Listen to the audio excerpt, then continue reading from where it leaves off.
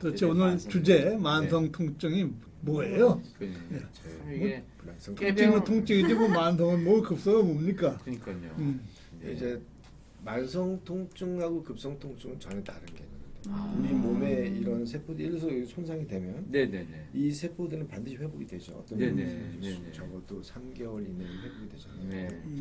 이것이 만약에 회복이 되지 않고 계속 긴장돼 있다면 그 다음에 기준이 3개월인가요? 3개월. 꼭 그렇지 않습니다만 네네. 이제 만성이라고 하는 거는 얼마나 이제 지금 비정상적으로 긴장되거나 비정상적으로 아픈 게 원래 병이 없어졌음에도 남아야 되는 거니까 그게 꼭 3개월이 될 수도 있고 그거보다 더 오래 갈 수도 있고 그래서 일반적으로는 이런 감작이라고 하는 변화가 이제 일반적으로 아주 심하지 않으면 3개월은 걸린다고 생각하기 때문에 3개월이 넘어야 만성통증일 가능성이 높다 이렇게 얘기할 수 있는 거죠. 3개월 안 넘으면 가능성이 좀 떨어진다. 네, 선생님 워딩이거든요. 죽을 만큼 아픈 꾀병. 만성 통증도 죽을 만큼 아픕니까? 진짜요? 응? 깨병이라고 표현을 하셨는데요. 왜 그렇게 깨병이라고? 남들이 인정을 안 해주나 봐요. 어. 아프다 그래도. 왜냐하면 만성통증의 문제가 이거는 예를 들어서 근육이 긴장되거나 네네. 네. 더 아프게 느껴지거나 네네. 그 다음에 운동 범위가 좁아지거나 이런 것들이 사실은 이런 검사로 잘 나오질 않거든요. 네. 그러니까 이제 검사에 의존하다 보면 이건 꾀병으로 받을 수밖에 없는 거죠. 그러자면 이제 제가 만성통증을 제가 관심을 갖고 하게 된 계기 중에 하나가 네네. 제가 어려서부터 몸에 반이 아팠단 말이에요. 반이 따갑고 아프니까. 네네. 근데 이걸 의사들이 어떻게 이해를 하겠어요? 제가 의과대고 다녔었지만 나중에 이제 뭐 인턴을 하고 레지던트를 하고 네네. 그러니까 만성통증이라고 하는 자체가 사진에서 보거나 뭔가 실질적인 뭐가 있어야 믿는다라고 하는 관점에서는 네네. 이거가 굉장히 잘못돼요. 그러니까 만성통증은 자 보세요. 우리가 볼 수 있는 것에서 물론 퇴화가 많이 되면 그럴 수도 있지만 네네. 그때는 결과적으로 그런 변화가 오는 것이고 실제로 그런 변화가 유발되기까지 수많은 기간 동안은 잠자고 있겠죠.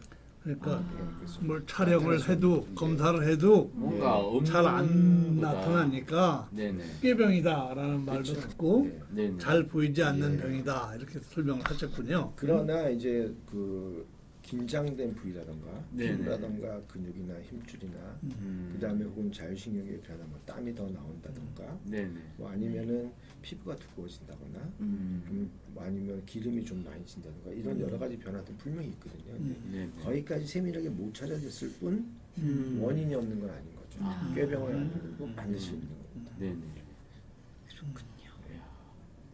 참 어려운 병이네요. 그러니까 원인이 네. 밝혀지면 뭐 금방 치료되면 우리 안강병원이 망하는 거죠. 원인은 원인이 몰라야 되고 오래 잘 가야 되고 치료가 잘 안 되지 않아야 되고. 근데 치료가 안 되면 누가 가요? 안 가지. 네, 치료가 그러니까요. 돼야 가지. 야. 예. 근데 문제는 이게 아무리 치료를 이게 느끼는 신경의 주관적인 게 또 굉장히 또 그렇죠. 들어가야 되는데 예. 이 만성 통증 환자가 우리 가족 중에 있을 때 이 가족은 어떻게 봐요? 진짜 가족은 얘가 깨병이라고 볼 수도 있을 것 같은데 깨병이 아니라 진짜 만성 통증인 거잖아요. 본인 느끼기에는 그거 어떻게 우리가 받아들여야 될지 가족 입장에서는 어떻게 해야 그게 됩니까? 나이를 먹으면 받아들이게 되죠. 젊어서는 경험을 네네. 못하기 때문에 네네. 아주 좀 제가 한 가지 예를 들면 제가 캐나다에서 네. 이제 그 공부를 하고 있을 때 거기에 류마티스 내과 선생님 부인은 이비인후과인데 그 은퇴를 하셨어요. 네네. 근데 그 선생님이 그러는 거예요. 자기가 젊었을 때 아픈 사람이 오면 네네. 자기도 꾀병이라고 생각했다. 근데 지금 자기가 병원을 가면 네. 자기의 후배들이 꾀병이라고 생각한다. 그래서 이게 뭐냐면요. 네. 자 보세요. 만성통증이라는 건 인간의 뇌는 반복되는 자극이 있으면 그것을 두 가지가 나타나요. 네네. 꺼버리든지. 예를 들어서 뭐 무시하는 거지. 냄새 같은 게 어. 이제 그걸 좀 더 줄이든지. 우리 냄새 예. 아니면은 네네. 더 그게 중요하고 위험한 거라고 생각하면 더 받아들여서 그거를 더 강하게 느끼도록 되고 그거에 대해서 반사하는 것들을 더 긴장시키거나 보호하도록 하거든요. 그러니까 그러니까 반복되는 자극은 반드시 어떤 결과를 낳거든요. 아, 그러니까 만성 통증이라고 하는 거는 네네. 반복되는 자극이나 손상이 있었다는 얘기고 네네. 그게 어떤 식으로도 신경의 회로를 변화시킨 거죠. 네네. 그 때문에 그런 찬스가 많은 왜냐면 나이가 많으면 그 찬스가 많을 거 아니에요. 네네. 당연히 나이가 많으면 만성 통증이 오겠죠. 음. 그러니까 이 우리가 옛날에 6.25 사변 때나 이럴 때는 만성 통증이라는 얘기가 누가 있겠습니까? 저가 의사 처음 할 때도 만성 통증이라는 얘기도 거의 없었는데 근데 지금은 네네. 만성 통증이 사실상 가장 많은 문제가 된 거죠. 우리 미카엘라님이 네. 다리가 특히 허벅지 근육이 빠지면서 통증이 유발됐는데 아프다 안 아프다를 반복하고 있다. 네. 이런 경우가 많죠. 그러니까 이제 뭡니까? 근육이 빠졌잖아요. 근육이 빠졌죠. 그러니까 불명이 손상을 입은 거죠. 손상을 둘 중에 입은 하나겠죠. 움직이지 네. 않아서 빠졌든지 아니면 네네. 신경 자체가 손상을 입었겠죠. 네네네. 그러니까 그러나 손상을 입었다 그래도 네. 항상 통증이 있는 건 아니에요. 어, 그러니까 통증에 예민한 부위가 있어요. 네네. 그 예를 들어서 그 아. 대뇌가 많이 느끼는 부위들 주로 바깥쪽에 있는 건 통증을 잘 느끼지만 네네. 안쪽에 있는 근육들 있잖아요. 네네네. 이런 것들은 통증을 안 느끼고 손상이 가도 모르는 경우도 많아요. 어, 근데 이분은 어쨌든 말라졌거든요. 네네. 허벅지 안쪽에 말랐으면 다리 들어올릴 때도 힘들 텐데. 네네. 근데 통증이 있다가 없다가 하는 충분히 그럴 수가 있어요. 아, 그렇습니까? 예. 네네. 그래서 이거는 분명히 문제가 있는데 아마 제일 가능성 많은 거는 척추가 가장 그 빈도로 봤을 때 높죠. 척추 쪽에. 그냥 당연히 검사를 해봐야죠. 네. 이런 경우 100% 네. 나오는 거죠. 네, 미카엘리님 네, 도움이 되셨으면 좋겠습니다. 네. 하여간 네. 그 사회적인 심리적인 영향이 많아서 이게 네. 가족 불화도 되고 그렇죠. 취업 및 네. 그 장애로 이어지고 해서 그렇습니다. 참 신체 외적인 문제도 상당히 심각하군요. 네. 그리고 네, 맞습니다. 제일 많네요. 병원을 찾는 이유 중에 네, 만성 맞습니다. 통증이. 예, 맞습니다. 예. 그래서 여러 가지 정신적인 문제도 그러니까 많이 아프니까 잠을 있고요. 못 자지. 예. 왜 남 아프니까 우울해지지. 우울해지지. 경제 활동 제한되지. 제한되지. 또 두 가지가 심지어 있는 거죠. 이게 네. 예를 들어서 이 만성통증이라고 하는 거는 그 예를 들어서 경추, 목 네네. 이런 목에 관련되는 것들은 특히 뇌신경과 관계가 많다. 목, 네네, 뇌신경하고 뇌신경. 연결이 많이 돼요. 여기 네네. 교수님께서 저보다 더 잘 아시겠지만 아, 네. 우리 그러다 보니까 이게 네. 뇌신경에 관련되는 거 있죠. 눈이나 네네. 귀나 뭐 턱 관절이나 혀나 얼굴이나 네네. 뭐 심지어는 뭐 두피나 이런 여기에 관련된 증상 특히 이런 데 있잖아요. 제가 만지는데 네네. 여기도 부신경지배잖아요. 진짜. 그러니까 이런 뇌신경과 관련되는 것들의 증상이 나올 확률이 일단 높죠. 그 다음에 뇌신경에 영향이 있으면 당연히 자율신경에 영향이 없을 리가 없죠. 네네. 자율신경 증상도 나올 거고, 그러니까 피로하고 우울증이나 이런 것들은 대부분 이제 병이 심하면 따라다닐 수밖에 없는 거죠. 예를 들어서 허리나 무릎이다. 그러면 아주 심하기 전에는 잘 못 느끼겠지만 목이나 등이나 예를 들어서 뭐 어깨나 이런 경우에는 이런 증상들이 훨씬 잘 나타나겠죠. 네. 그러면 네. 이제 답이 되셨습니까? 이게 피로 해소에도 역시 도움이 됩니다. 통증 아유, 해소가. 네. 예. 그래서 하여간 그 위험 요소를 보면은 네. 유전적인 것도 있군요, 그죠? 그렇습니다. 예, 환자의 그 심리적인 또 두려움, 네. 또 치료 결과, 정신과적인 문제, 나이, 네, 그다음에 이 유사 마약, 그렇습니다. 예, 아, 장기 오피오이드 예, 이런 이런 마약. 저는 마약도 이제 통증이 마약뿐만 일으킵니까? 아니라 진통 효과를 내는 것들은요. 네네. 원래 우리가 이 통증을 억누르는 시스템 갖고 있어요. 우리 몸 자체에. 예, 뇌에서. 네네. 그때는 그 시스템이 작동을 이런 것들로 해서 방해를 받으면 아. 그 자체가 통증이 유발됩니다. 네. 그래서 실제로는 뭐 그것도 있잖아요. 두통도 약으로 인한 두통이 상당히 많아요. 네. 어. 두통 중에서 거의 뭐 한 서너 번째 랭크 안에 드는 거. 아, 네네. 근데 마찬가지로 만성통 중에서 마약도 역시 통증의 원인이 될 수가 있는 겁니다. 스스로 통증도 잘못 관리하면 또 이게 고질병 됩니까? 그렇습니다. 예? 예. 네, 왜냐하면 만성통증이라고 아까 말씀드렸듯이 반복되는 자극에 네. 혹은 반복된 자극이 아니더라도 단일 자극이라도 굉장히 강했던 자극에 의해서 어떤 형태든 신경회로가 변한 거니까 꼭 아셔야 되는 게 만성통증은 꾀병이 아니라는 거죠. 분명히 근거가 있는데 그 근거를 못 찾아낼 뿐이에요. 근데 보통 경험 많은 의사분들은 충분히 네네. 찾을 수 있고 교수님도 뭐 그런 경험이 많으시겠지만 신경이나 이런 해부학이나 이런 거 충분히 잘 아시는 분들은 충분히 찾을 수가 있습니다. 실제로 그래서, 찾는 네. 경우가 한 몇 프로 정도 됩니까? 원인은? 만성 통증은 불명한 원인이 있습니다. 네. 만약에 물론 못 찾을 수도 있겠지만 네. 대부분 불명한 원인이 있습니다. 음. 물론 추정하는 경우도 있겠지만 네. 보통 찾아낼 수 있다고 생각합니다. 옛날에는 네. 목 진통제 먹으면 큰일 나는 줄 알았잖아요. 네. 네. 통증을 내버려 두는 것보다는 어떤 형태로든 하는 관리는 해야 되는 것으로 네. 그렇게 이해를 경험을 하면 되겠죠. 줄이는 것이 좋습니다. 네. 요즘 이제 이 코비드 이 코로나 때문에 네. 통증을 호소하는 사람이 부쩍 늘었어요. 실제로 네. 그랬어요. 예, 네. 그렇습니다. 병원 잘 안 된다고 하지 않으셨어요?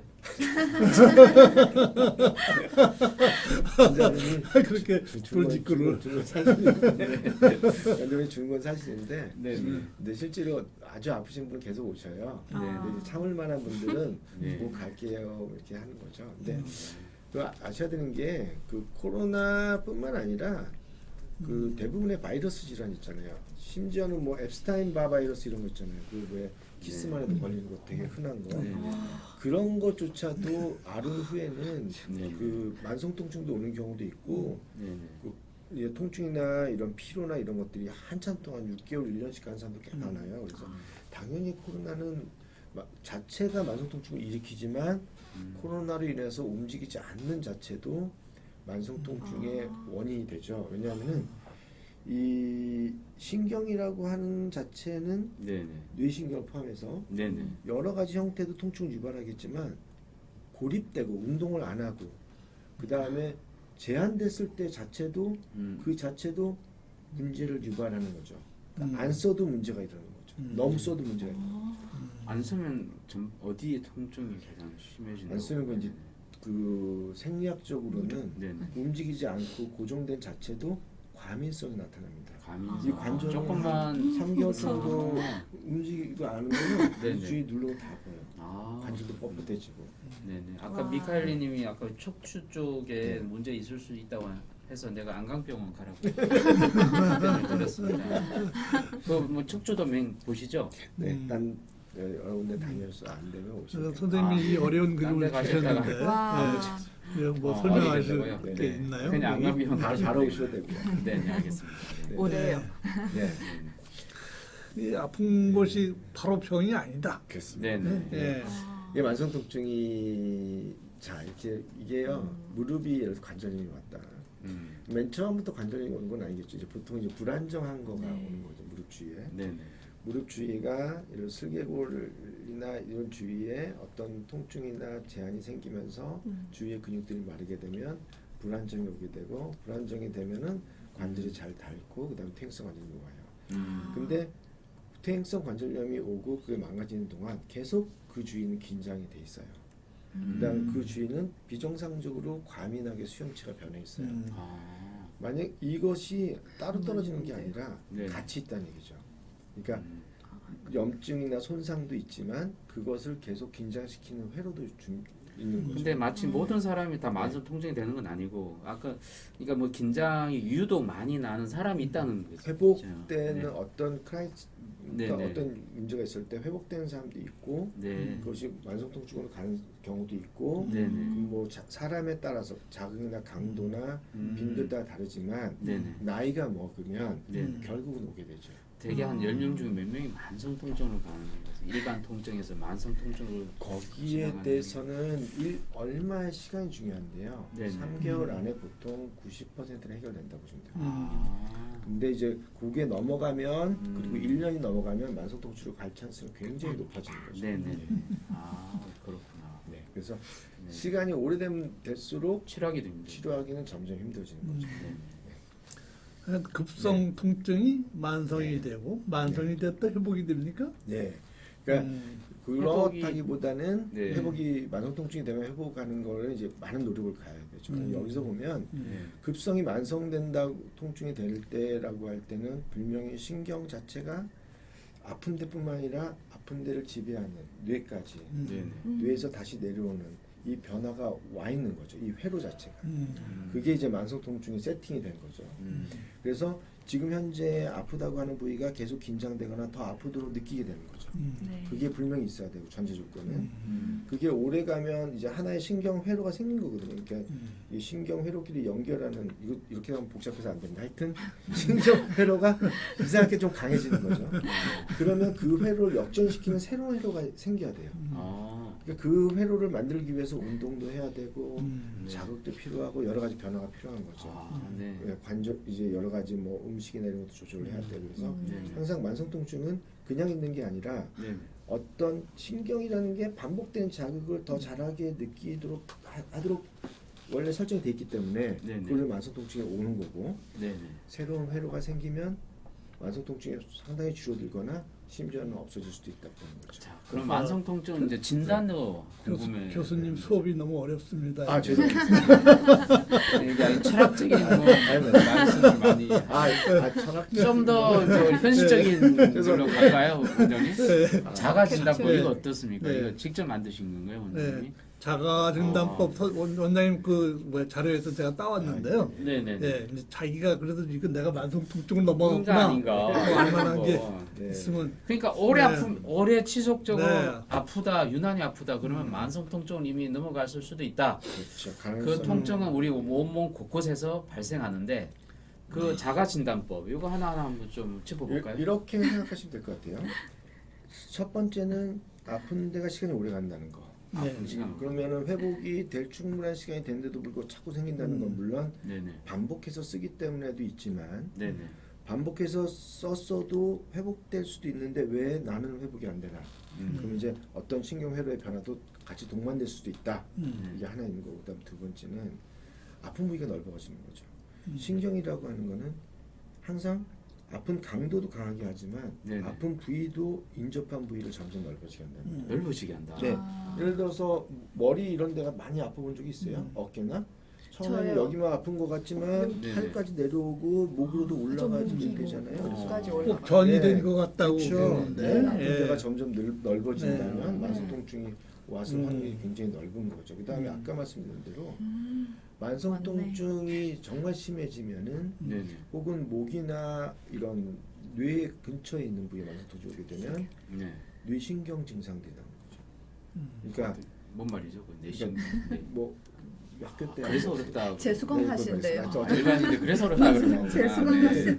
어쨌든 눈이나 네네. 소화나 네네. 그냥 뭐 턱이나 네네. 이런 뭐 혓바닥이나 아 혓바닥이나 얼굴. 귀나 뭐 네. 이런 다른 그러니까 이상한 증상들이 같이 나타나는 거죠. 예를 들어서 뭐 목에 이물감이 있다. 네네. 귀에서 응애 소리가 난다. 네네. 눈이 너무 아프다. 아 그것도 다 네, 만성 머리가 통증에 같이 같이 동반될 수 동반되는 있는 거구나. 뇌신경이 같이 변화를 할 수 있는. 그다음 특히 이 지금 제가 손댄데 네. 옷걸이에 해당하는데 그 부위가 불편하다. 네. 이게 이제 장기적으로 불편해지는 거죠. 어. 그러게 되면 그 다음에 나타나는 거는 수면 장애가 오고 그다음에 피곤하고 그 다음에 피곤해요. 불안해지고 우울증 오고 이게 계속 확산돼 가는 거죠. 그래서 만성 통증은 크게 세 가지만 생각하시면 됩니다. 시간이 오래되고 아픈 데가 넘어지고 그다음 뇌신경이나 자율신경의 변화가 나타난다. 그런 만성 통증이다라고 얘기하셔도 됩니다. 네네.